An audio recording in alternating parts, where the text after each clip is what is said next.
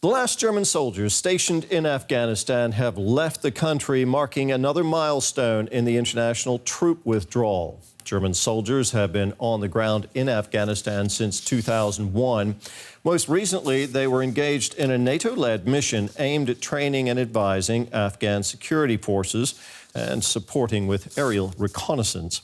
1,100 German soldiers were still stationed in the country, making it the second largest military contingent in Afghanistan after the United States.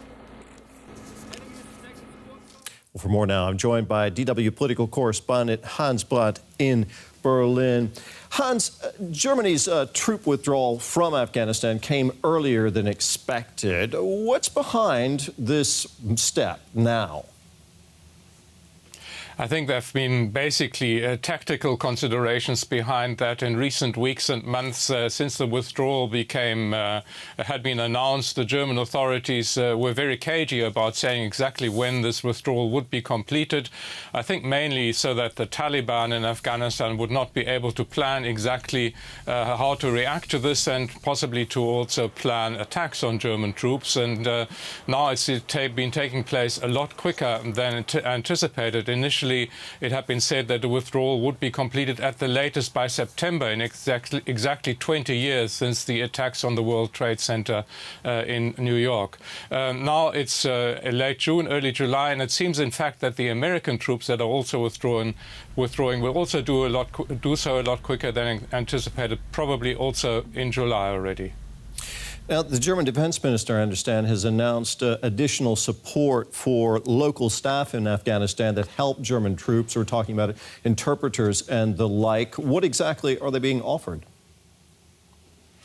Well, this is something that's been going on for a couple of years already. There are hundreds, possibly even thousands of people who have helped German organizations, not only the German military in Afghanistan as interpreters and in other roles in that country.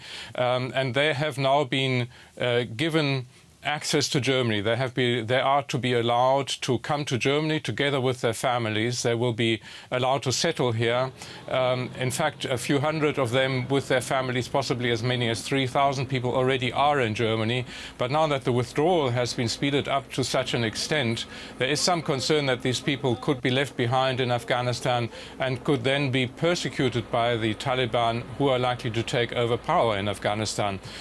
So we expect these people to come more quickly to Germany together with their families, but we don't know exactly how many there will be and when this will be happening. Now, you point out that the Taliban are on the march in Afghanistan. Many think that they're going to fill a power vacuum when those international troops leave. After 20 years, what has this international mission accomplished? Well, that's one of the big questions, and the answer is very difficult to say. Initially, you could say the initial action in Afghanistan was meant to stop terrorism coming from that side. In other words, at that time it was Al-Qaeda, and of course that was successful. Al-Qaeda is no longer a factor in Afghanistan. At the same time, the attempt to stabilize Afghanistan, to establish a legitimate government there, central government, and some sort of democracy, that certainly has not been achieved, with the Taliban now very likely to be the strongest force again, although there still is a central government. But the Germans are also saying that in civil society, in the rights for women, in schooling, in infrastructure, in the protection of Afghan culture and so on, that achievements have been made there, and that is something that Germany can be proud of. Hans, thank you very much. Our political correspondent, Hans Brandt. Well, 2 decades ago, German troops began their mission to bring democracy and stability to Afghanistan, but many observers say it's still racked by instability and corruption while the Taliban controls swatches of the country. So what did Germany accomplish? We took a look at what went wrong and what progress they achieved. For Peter Schwittek, Afghanistan is a home away from home. For more than 30 years, he and his wife Anna-Marie have been aid workers there, teaching children how to read and write and do maths. Both are disappointed with the international community's achievements. Civilian reconstruction should have begun at the administrative level. They should have put an administration in place and kept a close eye on what they did with all the funding. None of that was checked. They just kept throwing money at it, and when things didn't work out, they just threw more.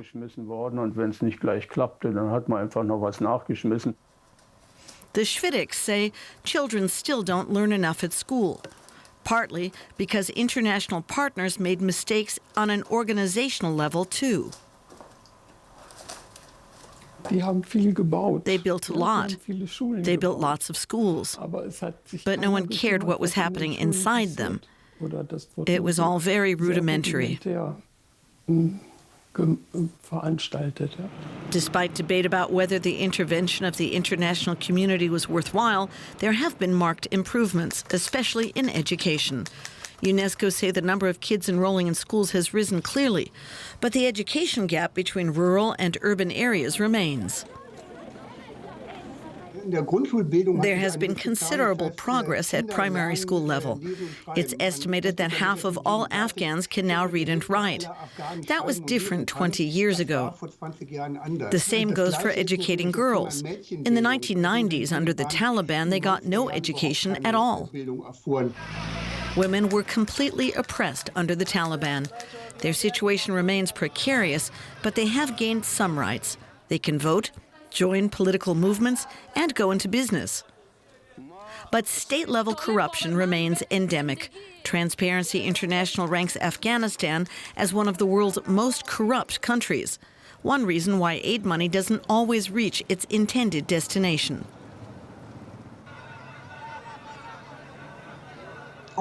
We have to acknowledge that the international community was not capable of laying down rules on how the money was to be spent. They never got around to introducing good governance or tackling corruption.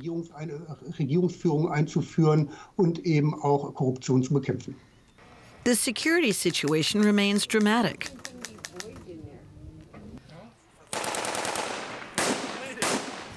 Now the Taliban is pushing to get back into power. It already has half the country under its control. That's why Anna-Marie and Peter Schwidicks expect the situation in Afghanistan to stay just as it's always been, extremely unstable. I don't see any long-term peace. Unless the government reconciles with the Taliban and tries to get the country sorted out itself.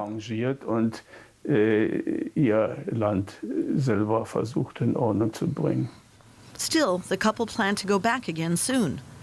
They say the people need their help now more than ever.